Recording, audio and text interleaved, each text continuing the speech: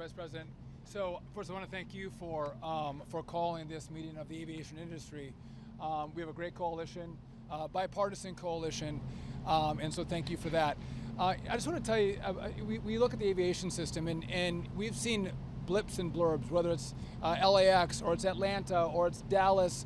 You're seeing impacts of this shutdown on our airspace, and that means travelers are delayed, travelers are canceled.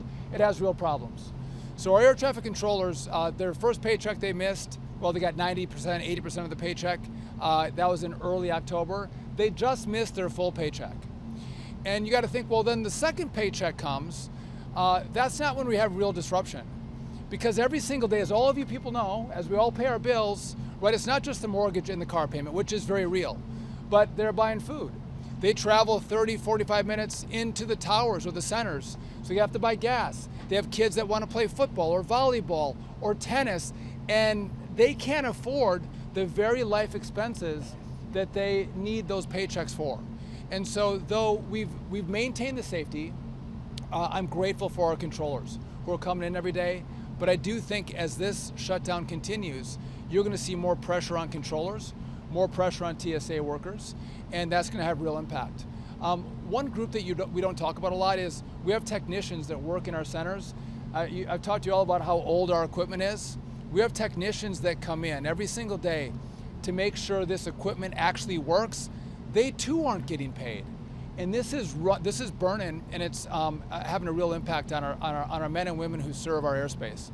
And so I would join the Vice President and say, don't hold us hostage. Don't hold American families' travel hostage. Don't hold air traffic controllers hostage. Open up the government, have a conversation, let's get it resolved. But again, every day it gets harder. Every day there's going to be more challenges.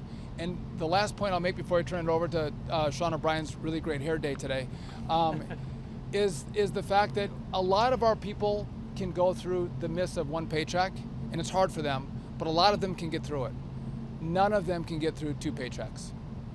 And so again, if Democrats don't get their act together very quickly, you're going to see huge problems. And again, I would come to them with a clean heart and say, open up the government, and then let's have a conversation. I'll give it to the Teamster, Sean O'Brien. Thank you very much, Secretary Duffy. Thank you, Vice President Vance. Look, the bottom line, and we took a position, I represent 1.3 million working men and women in this country for the International Brotherhood of Teamsters. We took a position 3 weeks ago. Pass a clean CR, get to the table, negotiate a deal. Do not put working people in the middle of a problem they should not be in there. And we got to think about the families that are going to be affected. Think about when you have to tell your son or daughter they can't play sports because you're not getting paid. Think about when you can't pay your mortgage. Think about when you can't pay your tuition. Put the politics aside, get to the table, negotiate a deal, pass a clean CR right now, and then figure out the problems moving forward. And I want to thank the air traffic controllers. I want to thank the Aviation Administration for all their hard work and sacrifice they make. And look, security and safety of the airlines is paramount. Let's not compromise the safety and security. Pass a clean CR. Thank you. Thank you, Sean. Great. Anybody else? Come on. Yeah. Thank you, Mr. Vice President. Thank you, Secretary Duffy. Thank you all for being here with us today. And I want to start by really thanking the professionals, the air traffic controllers, the folks at the TSA, also the FAA, the people in management. They're working hard. They are keeping the skies safe.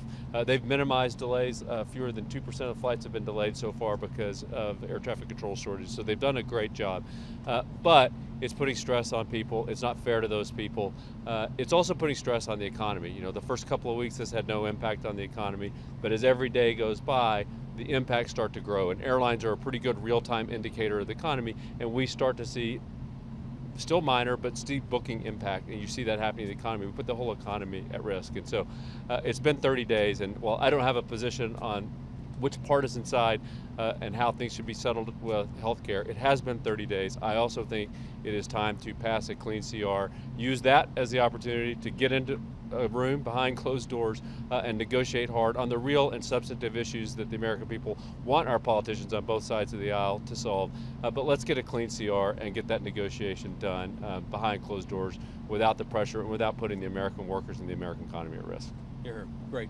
Okay, guys, we'll take a few questions. Yeah, go ahead. Thanks, Mr. Vice President.